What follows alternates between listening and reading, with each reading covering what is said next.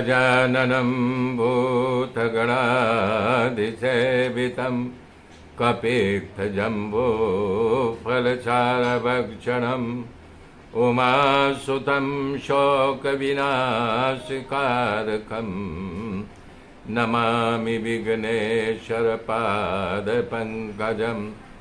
गुरुर्ब्रह्मा गुरुर्विष्णु गुरुदेव महेश्वर गुरु साक्षात् परब्रह्म तस्मै श्री गुरुवे नमः।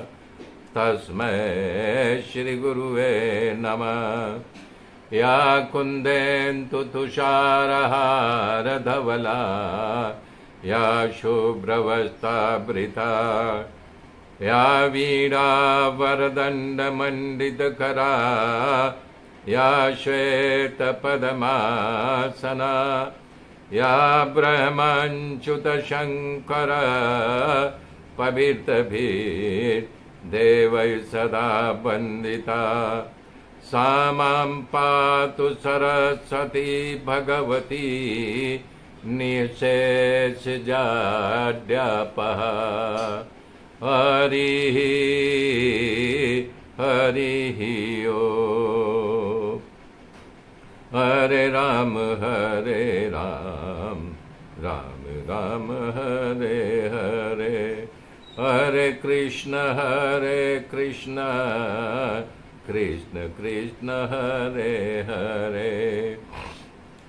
हरे राम राम राम हरे हरे।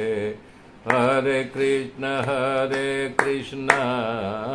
कृष्ण कृष्ण हरे हरे। ओम नमो भगवते वासुदेवाय। मेरे मित्रों, कल मैं बताया था जितनी पत्नियां थी हर एक से 10 पुत्र था। हे परीक्षित, भगवान के पुत्र प्रद्युम्न उनकी पूर्ण पत्नी रति मायावती के साथ हुआ, परंतु उसका दूसरा विवाह उनके मामा रूकम की पुत्री रुक्मावती के साथ हुआ। भोजकटवासी रूकम की पुत्री रुक्मावती द्वारा ही प्रद्युम्न के यहाँ बलवान अनिरुद्ध का जन्म हुआ।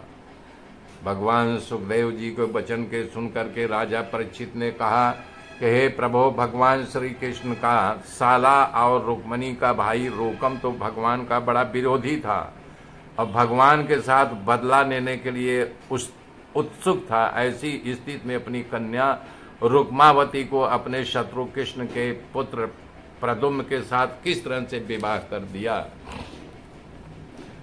तो बता रहे हैं कि हे परीक्षित, भगवान कृष्ण के पुत्र प्रद्युम्न जी के साक्षात कामदेव के अवतार थे, इसलिए रूकम की पुत्री रुक्मावती पर मोहित हो गई तथा रूकम भोजकटपुर में स्वयंवर रखा। उसे अगणित नरपतियों आए, उसमें भगवान के पुत्र प्रद्युम्न जी भी आए थे।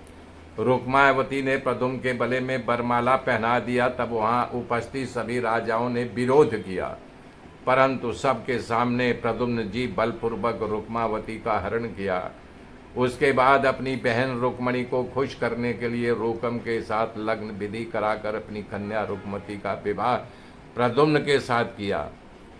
हे राजन, रुक्मणी के 10 पुत्र और कन्या भी थी। उसका नाम चारुमती था। चारुमती का विवाह कृतवर्मा के पुत्र बलि के साथ हुआ था।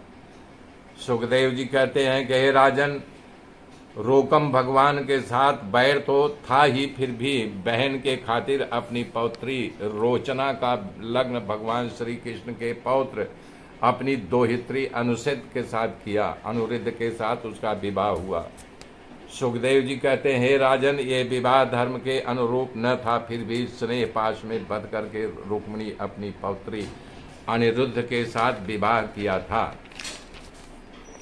हे राजा परीक्षित, विवाह उत्सव में बलराम रूकम का वध कर दिया था, मार डाला था। सुनकर के परीक्षित ने प्रश्न किया कि विवाह के समय कन्या के दादा को क्यों मार डाला गया है? घटना विचित्र सी कहलाएगी। हे प्रभु, आप इसका कारण बताओ। सुखदेव जी कथा का विस्तार, कथा का खुलासा करते हुए कह रहे, हे राजन, अनिरुद्ध के विवाह का उत्सव चल रहा था। द्वारिका वासियों अनिरुद्ध की बारात लेकर के भोजकटपुर गए थे। वहां बलराम जी, भगवान श्री कृष्ण, रुक्मिणी आदि प्रमुख थे। खूब उत्साह से विवाह की विधि पूर्ण हुई। उसके बाद कलिंग देश के राजा और दूसरे राजाओं ने रूकम को चढ़ाया कि तुम बलराम को जुगार खेलने के लिए बुलाओ। उसको जुआ खेलने नहीं आता, इसलिए वो हार जाएंगे। इस तरह से राजाओं के चढ़ाने से रूकम चढ़ गया और बलराम जी को जुआर खेलने का आमंत्रण दिया। प्रथम तो बलराम जी ने ना कहा और कहा, भाई मुझे जुआ खेलने नहीं आता।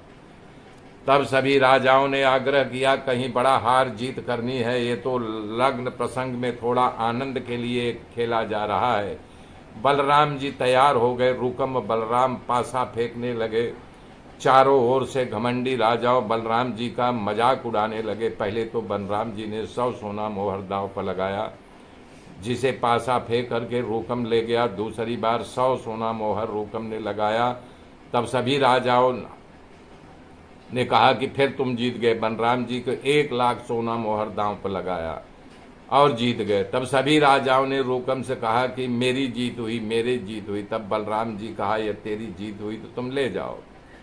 तब कलिंग नरेश दांत दिखा करके हंसने लगे। बलराम जी को भयानक गुस्सा आया। तब वो 1 करोड़ सोना मोहर दांव पर लगाया और जीत गए। तब रूकम दूसरी बार भी झूठ बोला कि मेरी जीत हुई। इस बात का समर्थन सभी राजाओं ने किया और बलराम की मस्करी करने लगे। और रूकम ने ताना मारा, हे बलराम जी, तुम ग्वालों कहलाते हो। जंगली आदमियों को पासना फेंके कहाँ आता है, बाण चलाना आता है, पासा फेंकना हमारे जैसे राजाओं का काम है, तुम्हारे जैसे बंचर का काम नहीं। शब्दों को सुनते ही बलराम जी के गुस्सा का पार नहीं रहा। उन्होंने अपने तुरंत मूसल को उठाया, रूकम को दे मारा। एक ही पहाड़ में रूकम का प्राण निकल गया। इसके देख करके कलिंग नरेश भागे, पर दाऊद जी झपाटा मार करके उनको पकड़ लिया। 1 लात मारा, उनके सारे दांत बाहर आ गए। लग्न मंडप में मंगल गीत के बदले मातम छा गया। सभी जगह हाहाकार मच गया। भगवान श्री कृष्ण इस बात की खबर पड़ी, तब बलराम के पास आए। श्री कृष्ण इस बात की खबर पड़ी तो बोले, कुछ नहीं। अगर कहे अच्छा हुआ तो उनकी पत्नी रुक्मणी को बुरा लगेगा, अगर कहे बुरा हुआ तो बड़े भाई बलराम को बुरा लगेगा। तब भगवान ने कुछ बोला नहीं। उसके बाद अनिरुद्ध और रोचनामा को लेकर के प्रभु जी द्वारिका आ गए। इस प्रकार से रोचनामा की शादी हो गई। मेरे मित्रों, आगे की गाथा कल जोड़ूंगा। तब तक के लिए जय श्री राम, जय श्री राम।